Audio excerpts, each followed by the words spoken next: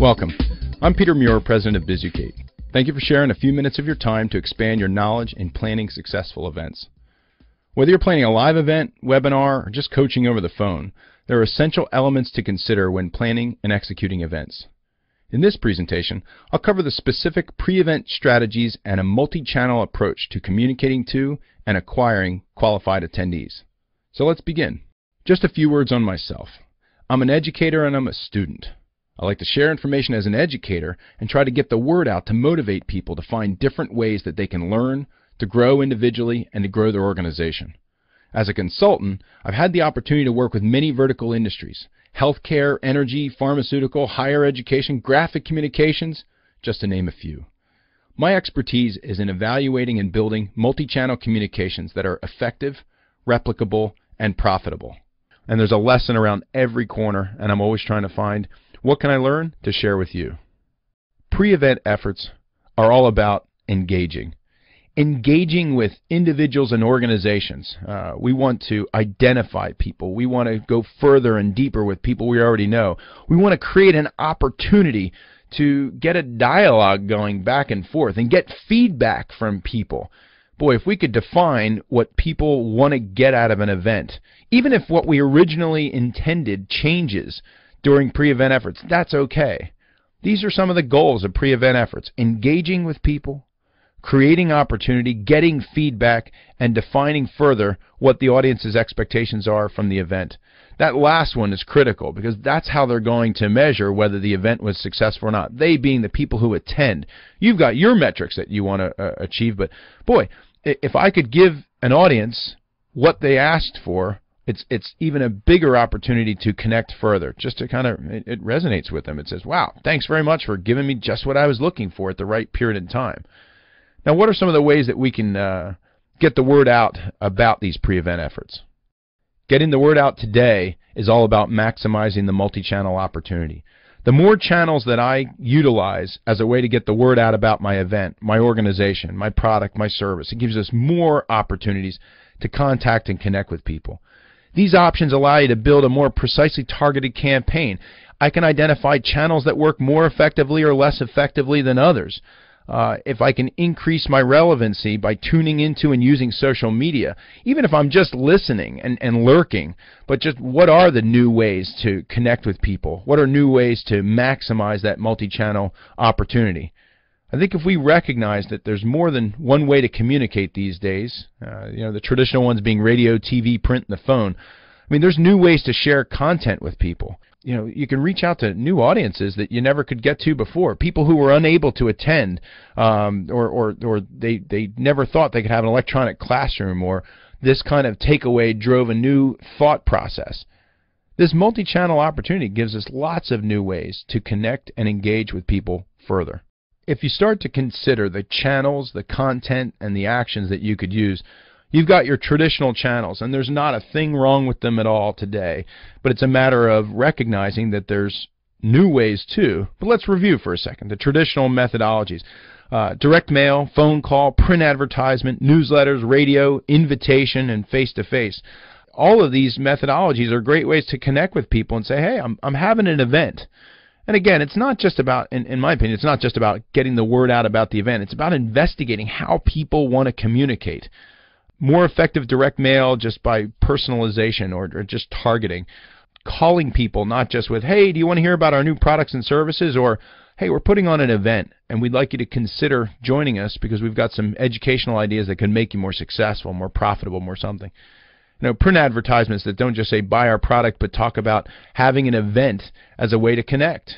Same with newsletters, whether they're printed, or even radio ads as a way to say, hey, it's that mystery of we're having an event or hosting an opportunity for you to learn something new and engage people in the area. And I got to say that the best way to, when it comes to a channel and the actions you can use, is a face-to-face action. If I knock on a door and that opens and I let people know, hey, we're putting on an event face-to-face, you can play off of that. You can see what their reactions are to the content that you're going to be suggesting at the event. And you could suggest potentially new content, new ideas. None of these methodologies that are here are perfect, but at the same time, they're all potential opportunities to connect with people. But then we've got these new channels that are out there, email and e-newsletters, webinars like this one, podcasts, Facebook, LinkedIn, Twitter, SMS. There's lots of different ways today. And it's a matter of really, I kind of drive people. It's about three things. It's the content itself, the channel that you use, and the hook. The hook being, what is it that is going to engage someone, that's going to connect with someone?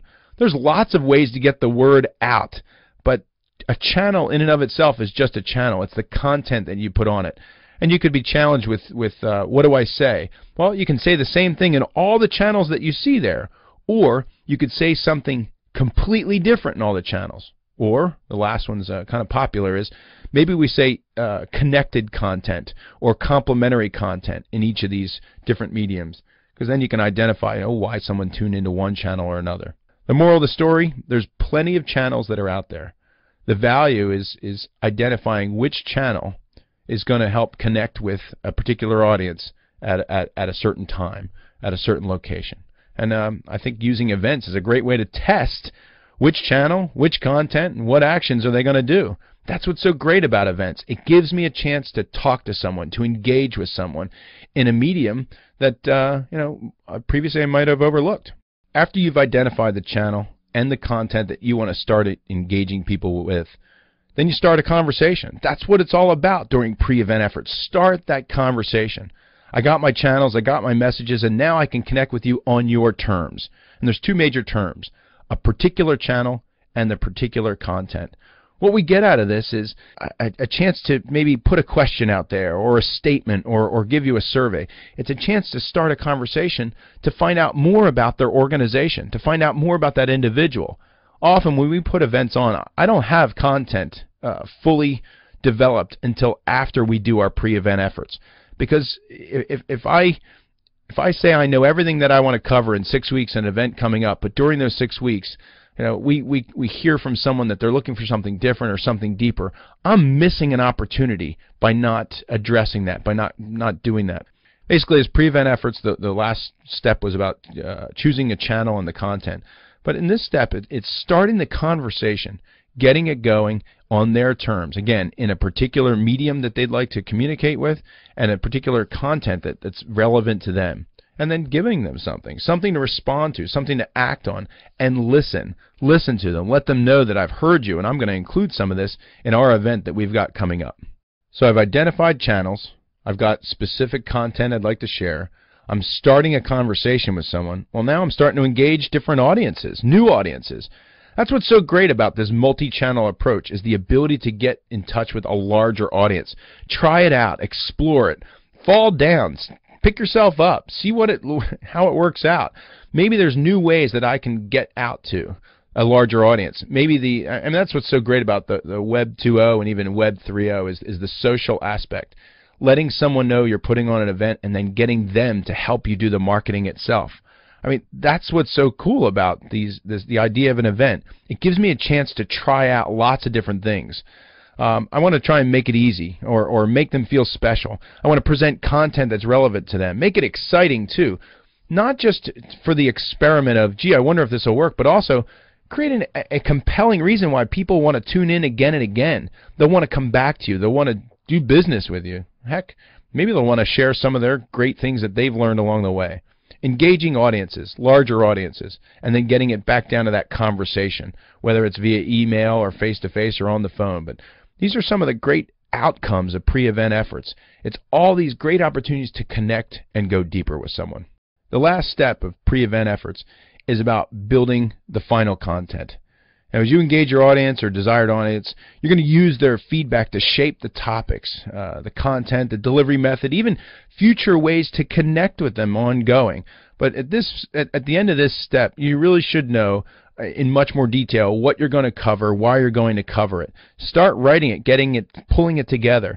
And then what's great is you can use different mediums to share what you've gotten together so far. It could be a printed book, it could be a web page, a blog, an SMS that you send out, but this content is your content. Another benefit of having an event is creating relevant and personalized content, but it's your content that you can use in an ongoing